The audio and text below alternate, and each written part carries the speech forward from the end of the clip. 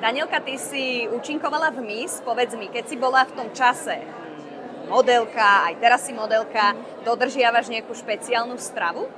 Tak za mňa je to hlavne o tom pohybe, takže mať dostatok pohybu je podľa mňa kľúčové a čo sa týka stravy, snažím sa ju mať vyváženú, čiže dostatok bielkovín, dostatok vlákniny a naozaj sa veľmi neobmedzovať, lebo potom to prináša rôzne zdravotné problémy.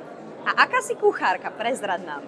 Tak ja verím, že som dobrá, ale teda dostatočná kuchárka a čo sa týka nejakej mojej kuchyne, tým, že môj priateľ miluje mäso, tak robíme veľa stejkov a mäsa doma. Aký je tvoj obľúbený recept? Môj obľúbený recept, keby som varila pre seba, tak je to zelené kari z liči a kopou zeleniny a rýžov. To je niečo neskutočné. Ak sa vrátiš do svojho detstva a spomenieš si na tie detské časy a na to várenie od tvojej mamičky, babičky, rodičov, tak čo bol taký recept, ktorý ti utkvel v pamäti a také jedlo, že naozaj na to nikdy nezabudneš?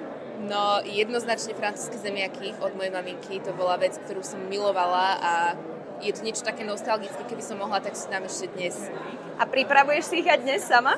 Popravde, podľa mňa som ich mala naposledy, keď som mala asi 10 rokov, takže bohužiaľ.